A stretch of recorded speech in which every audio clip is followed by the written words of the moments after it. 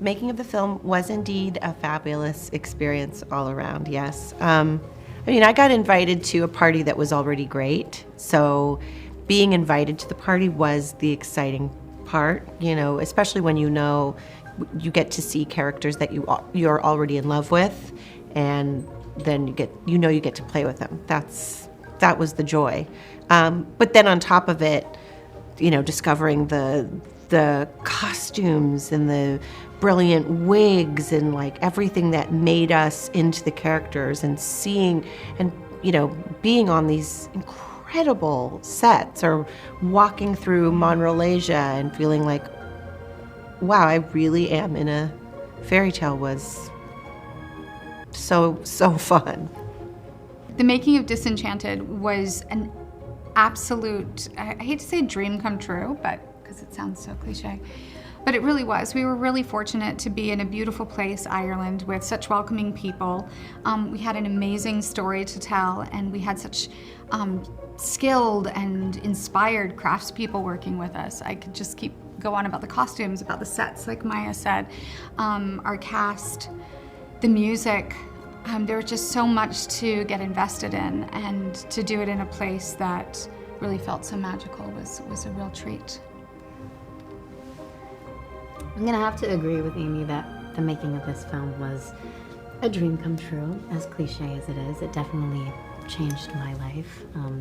To be able to step into this world that was already so established, I mean, the enchanted universe almost, was just so fun. Like, we really got to play. Like, every day just brought a new challenge, a new game, almost a new something to make larger than life. And I think just getting to work with this group of people that was so passionate and so invested and so excited, the cast, the crew, the entire team, was just excited to be there. And I think that changes the entire experience when everyone is just so invested and so almost in love with the project. Yeah.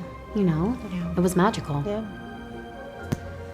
Producing this film was a very unique experience for me, because I've produced other things, but never something that I was involved with 10 years previous, or as it was 11 or something. So I had such a deep understanding of the characters and sort of where I saw their journey. So it was wonderful to get to contribute to where Giselle might be and what she might be feeling and what is her evolution. So that was something that I was grateful to be sort of on at the starting line with, because I really got to help build Giselle and this world that we create in Disenchanted. Then also got to be a part of bringing wonderful talent together, Maya and Gabby, and Jema and Yvette, just really getting to be a part of putting a fabulous team together. That was a real gift and a real privilege for me.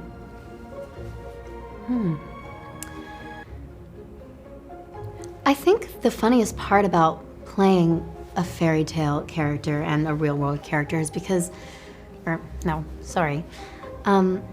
think the funniest part about playing a character that is in the fairy tale world and is also in the real world, I think, is almost the opposite of their demeanors. My character Morgan, we see how funny and sarcastic and kind of teenager, she's got the eye roll, she's got the sarcasm, and then all of a sudden she comes flying down the stairs one day and she is this twittering, chirpy mini Giselle. She's the ingenue. Exactly. Yeah. And I think Morgan never necessarily saw herself as that role in the story, and I think it's so interesting to step into completely different shoes while also having the essence of who you are inside. And I think it kind of gets to tell the story that not all ingenue princesses are necessarily the same. It's not always the same chasing after the prince. Exactly. Or princesses I love can that save about the Morgan. day. Yeah. Absolutely. Well, I knew that the fairy tale version of Malvina could only go even further in its arch sort of insanity of being awful, like pushing it to the limit. And that was really fun. And also really fun knowing that there was a place to go even further, was the excitement when we were playing the real world version. But for me, Malvina's real world version is so far from a real human being anyway, that it was exciting to know that you could lay the groundwork in the real world, knowing that it was going to get far more exaggerated. And that was the fun too of learning when we would find out what we were going to be wearing and what we would look like. You know, you start here to end here, and all of that was such a fun game to be part of, you know.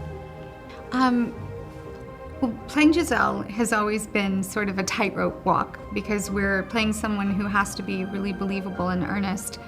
And getting to play her with this sort of duplicity is really wonderful because, again, we're playing on an archetype, but we're able to, you know, we have such great resources in all of the previous Disney films that have been laid out before us, how it's almost like a map of archetypes, and you can choose different qualities and characteristics from all of them. So Giselle's sort of an amalgamation of a lot of different princesses, and as she turns, she becomes this mix of different villains. So it's wonderful to be able to dive into that lexicon of Disney classics and sort of find inspiration. And that's something I've always really enjoyed, is kind of sort of taking little pieces from different characters through history and getting. That's what's so fun about Enchanted, is it sort of has its own rule set, and it's really fun because it's almost like no rules, and it's so freeing.